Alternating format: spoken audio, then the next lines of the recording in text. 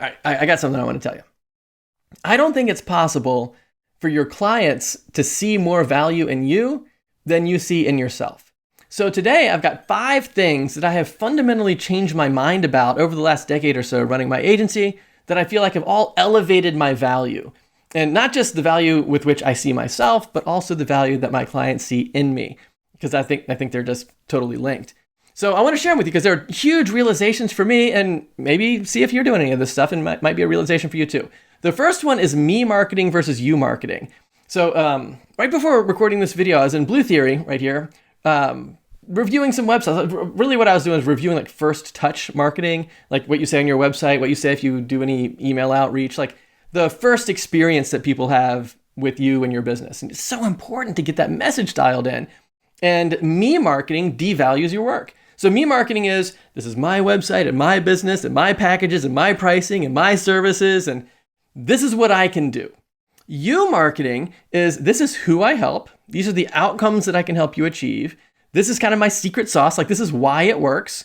And it's like, this is what's in it for you. You see what I mean? It's like, this is what's in it for you versus this is what I can do. You see the difference? It even rhymes. But that was such a huge shift because I didn't think about it that way at first. I thought about, these are my skills. They're like hard to get them, and this is what I can do. You tell me what to do and I'll do the best job I can do, just kind of meeting your needs. Whereas over here, I put a little forward thought into it, thinking like, who can I help? What outcomes can I help them achieve? And just offering the thing that's in it for, like, this is what's in it for you. And it totally changed everything. But the problem is, it's hard to get to you marketing, maybe even impossible to get to you marketing if you don't know who you're talking to. Because if you don't know your niche, your audience, then how are you supposed to know what they want? And how are you supposed to figure out what your offer is in terms of the outcomes it creates if you don't even know what the outcomes that you're shooting for are? And so you got to know your niche. So if you don't have a niche, then check out Local Market Gems. It's totally free. It's part of my ultimate guide to unlimited free leads. You can grab it right here. It's totally free. Great way to get started. But if you can do that, then you can shift over to you marketing instead of me marketing. Does that make sense? Thumb to thumb, let me know if that makes sense. Also, don't forget to subscribe because I'm going to be posting more videos about all this stuff in the future. So if this is helpful to you, awesome. Let's go to step 2. Number 2 is assuming that harder work is more valuable than work that's not quite so hard. And an example, like one of the ways that I see this happen, at least in my business, was I came out of college and everything with a computer science degree, and I hand coded everything. And I thought hand coding was therefore more valuable than using a WordPress theme or a template or whatever. And I said, hey, I hand code everything, and therefore I'm going to charge more. And that's just such a mistake because it's not about the work that I'm putting into it. It's about the outcome. Remember the me marketing versus you marketing? When I was thinking that hand coding and harder work was better, that's me marketing stuff. If I say that I can help you generate more leads, build more revenue, reach your audience better, increase your traffic, build authority, like all the different types of things that the client might want, the faster that I can get those results accomplished, the better.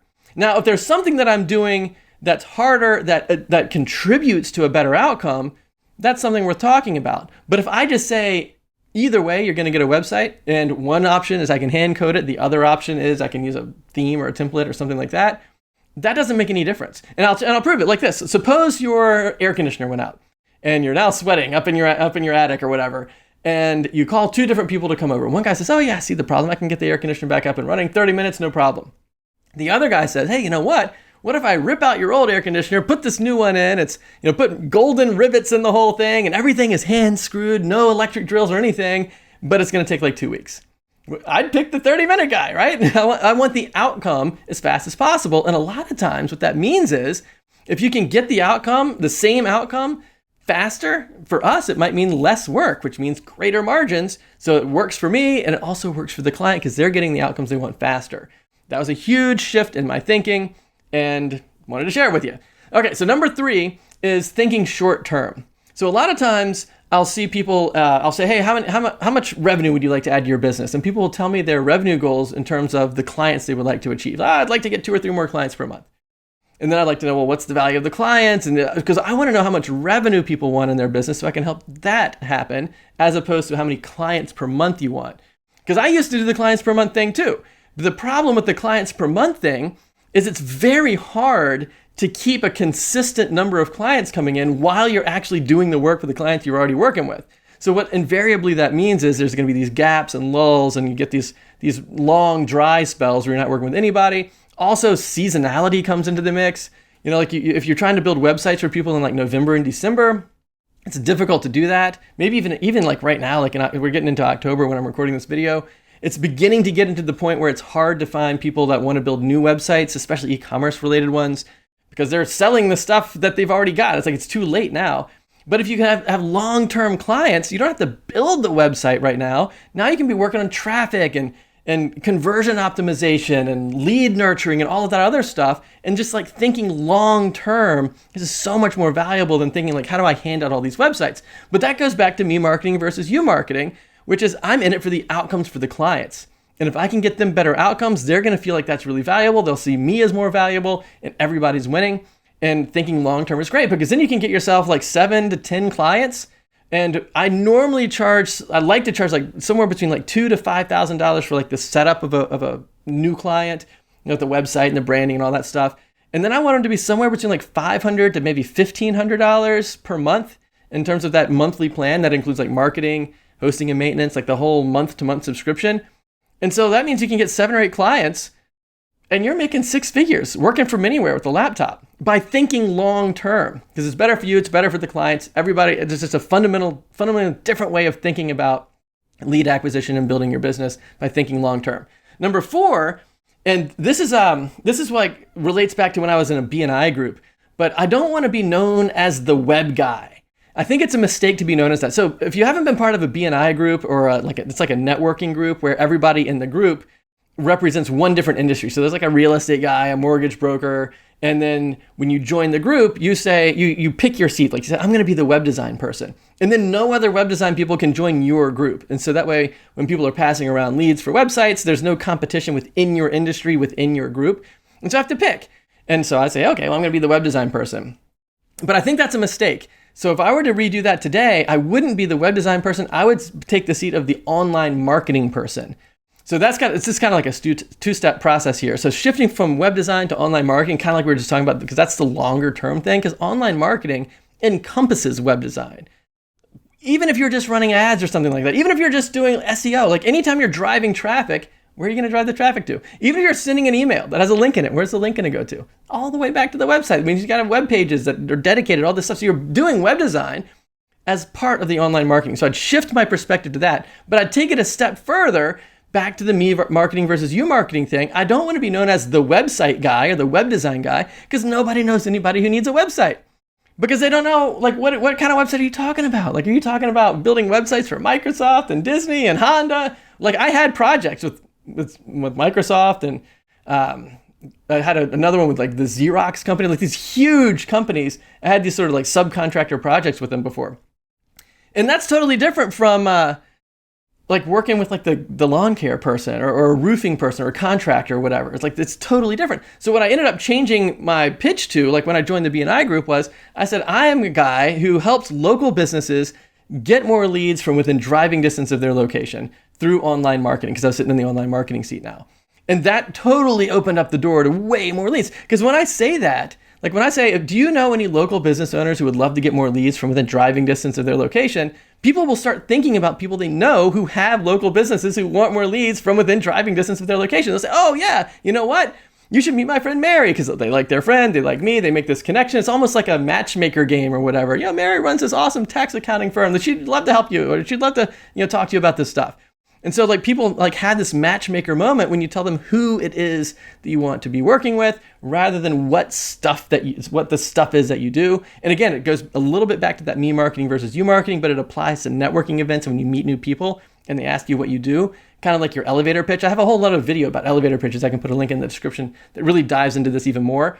But that's a big shift of just kind of going away from what stuff that I do to who I want to help. And then here's the last one. Number 5 is like talking instead of listening. Like in the beginning, I felt like, especially like in these networking groups or when I would meet with a new referral, I felt like it was my job to fully educate the person on all of the things that they'd be getting from me. And it was such a mistake for 2 huge reasons. Reason number 1, people can't absorb that much information, because like your rate of talking about the stuff that you do and the stuff that you know, and like if you and I were talking, we could talk about that all day long. We could go to Chipotle, have a burrito, whatever, and just talk about cool tech stuff. And it would be great because we both kind of know what we're talking about. But when you're talking to clients, they don't have any idea what we're talking about, right? So like our rate of communicating stuff that we know about is so much faster than their rate of learning new information that it's like just blasting them with a fire hose. Like they can't take it. So it's not effective, even if they wanted it. But that's the other thing. They don't want it. Like remember we were talking about the outcomes? They want to know, can you help me with the problem that I have? So I needed to learn how to listen for that. And not just how to listen, but how do I ask the right questions to get at what people really want? Even if they come to me saying things like, man, I got this huge problem with my website. We got the slider on our homepage. It's got these broken images. Can you help me fix it? It's like, yes, I can definitely help. I can put the fires out. But after the fires are out, I want to know why do they want the website in the first place? Are they getting the traffic they want? What about their bounce rate? What about their conversion rate? What about the quality of the leads? I want to know what impact this is having on their business. And so I've learned how to ask questions that allow people to tell me what it is they really want. Not what it is they want me to do, but what the outcome is that they really want. And like a huge part of Blue Theory is kind of helping you figure out how to ask the right questions so that then you can learn to listen and say, out of all the things that I could be talking about, this is the little segment that's going to address the problem that you're talking about right now, which is why I know and I feel 100% confident I can help you fix it. This also goes back to you marketing by picking the niche and knowing what the outcomes are that they probably want up front so you can be prepared so they're not asking you to do something you've never done before. That's another huge thing. Have you ever been in a situation where people ask you to do stuff and you're like, yeah, I can do it. Even though you haven't done it, you're confident you can figure it out. But then you spend all this time learning how to do the thing only to never really reuse that knowledge because the next project is in a completely different space. It's like that devalues you. It not only does it devalue what you can charge because you sort of lack confidence in it, but you're not seeing the value in yourself because you've never done it before. It means the client's not seeing the value in you either. So anyway, all that is to say that just learning how to listen was such a huge project for me. It took a long time to do. And in fact, I'm still learning. But just not feeling like it was my responsibility to fully educate people on all the details of all my services, but instead listen for the outcomes that they want and then only talk about the things that I can do to help fix that problem. Huge difference. Okay, now I got one more thing, but it was so important that I created an entirely new video for it, and you can check it right here. This is probably the biggest shift in my thinking with regard to elevating my value. So check this one out right here, and I'll see you right there.